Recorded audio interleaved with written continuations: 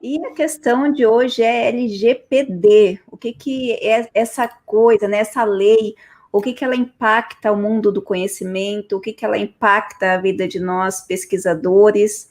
Os cuidados que a gente tem que ter, porque antes já teria que ter, né, comitê de ética, essas coisas, mas agora virou uma questão legal. Então, a gente vai começar pedindo para o professor explicar para a gente, em primeiro lugar, o que, que é a LGPD, Tosi. Bom, Lei Geral de Proteção de Dados, que a gente tem chamado de LGPD, né? Nós sempre criamos uma sigla, fica mais fácil, né? É uma lei que ficou muito tempo sendo gestada e discutida no Congresso, assim, anos, e finalmente no ano passado ela foi publicada, sancionada, e ela tem como princípio a preservação, a proteção do dado de cada um de nós. Cada um de nós, pessoas físicas, temos os nossos dados, sejam eles cadastrais, nome, endereço, CNPJ, CPF, RG, mas também uma série de dados específicos relacionados à questão de doenças, de comorbidades, religião, tendência política. A lei prevê, né, uma série de questões e o conjunto desses dados, e o princípio básico da lei é o seguinte: o dado é seu e ele só pode ser usado com a sua autorização, dentro daquilo que você autorizou. Você tem direito de questionar o dado se não tiver certo, você tem direito de pedir para retirar o dado. Então, é uma lei bastante completa, e a gente precisa realmente tomar cuidado, principalmente quem usa dados para o seu trabalho. As sanções começam em agosto agora, e ela pode inviabilizar um trabalho, inviabilizar inclusive uma empresa, né? Não só por multas, mas até por proibição de usar dados. Ela vem no bojo da tendência mundial, né? Já há muito tempo, nos países do mercado comum europeu, essa lei já existe, nos Estados Unidos, e ela foi, vamos dizer assim, ultimada porque os países do mercado comum europeu já não estavam querendo fazer negócios com a gente, porque nós não tínhamos um sistema de proteção de dados. Então, veio essa lei. É uma lei muito nova, nós temos muitas dúvidas. Recentemente foi criada a Autoridade Nacional de Prevenção de Dados, que é um órgão ligado ao governo federal, que terá o controle, que terá a informação, que receberá as denúncias, as discussões, né? E que vai, digamos, regulamentar e normatizar tudo isso. Certo. Bom, para nós, pesquisadores, principalmente os pesquisadores que lidam aí com as pesquisas aplicadas, né, a gente já começa a ver esse movimento, a gente entra no site, já tem aquele iconezinho para aceitar, eu tenho certeza que muita gente não lê, mas está já dentro dessa vibe aí da LGPD. Mas nós, pesquisadores, lidamos com bastante dados, né? Antigamente nós tínhamos antes da pandemia, nós tínhamos mais pesquisas de campo, certamente, agora estamos bastante no mundo online.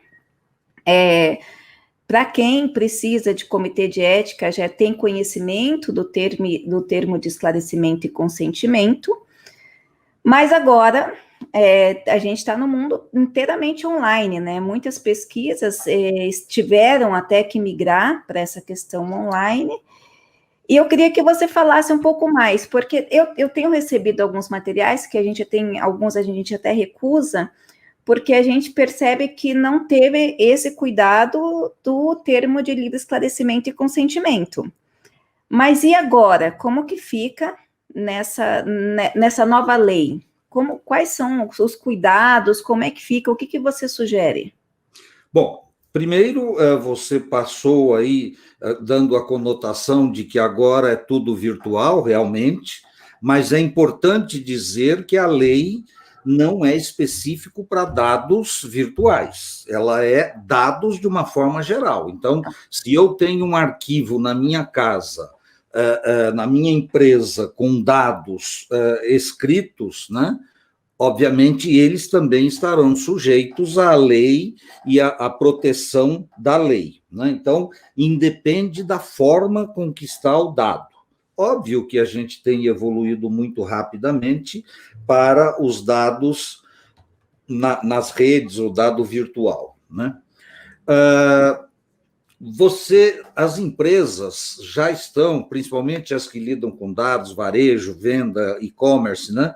Já estão bastante avançadas ou preocupadas com isso. Se você entrar num site da Magalu, de qualquer varejista, você vai ver lá a política de proteção de dados, em que ela diz o dado que ela vai pegar de você, o que ela vai fazer com esse dado, que a gente chama de manipulação, no bom sentido.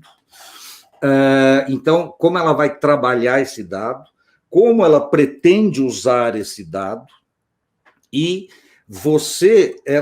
quando ela pega o dado, ela pede autorização para que você permita isso, que ela use de acordo com a sua política de proteção de dados. E, a partir daí, ela tem que garantir que esse dado está seguro, seja por vazamento através de alguma pessoa que entre no sistema, seja por vazamento de hacker, seja lá o que for, ela tem que garantir a você a proteção do seu dado e que ele vai ser usado só para aquele fim.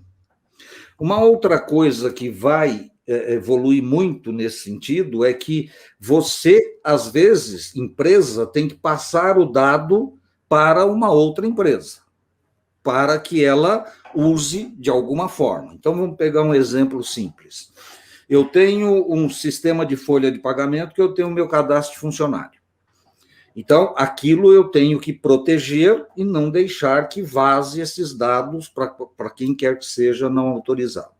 Mas aí eu tenho todo aquele tratamento da NR7, que eu não sei se é conhecido de todo mundo, mas quando se fala em PPRA e PCMSO, que é a análise do risco do trabalho e que são os exames... Vai devagar, que acadêmico não lida muito com sigla. Quando a gente coloca a sigla, tem que colocar entre aspas e o nome inteiro.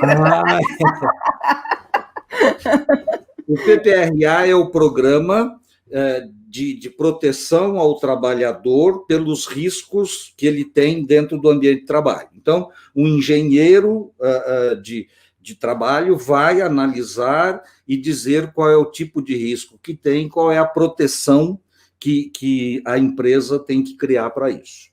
Depois, o médico do trabalho vai definir de quanto em quanto tempo ele vai fazer os exames dessa pessoa. Tem que fazer um exame na admissão e um exame na demissão. Isso chama-se PCMSO. Então, esses dados eu vou ter que passar para uma empresa de análise de trabalho de medicina. Mas os dados são originários da empresa. É do funcionário que passou para a empresa, que a lei chama de controlador.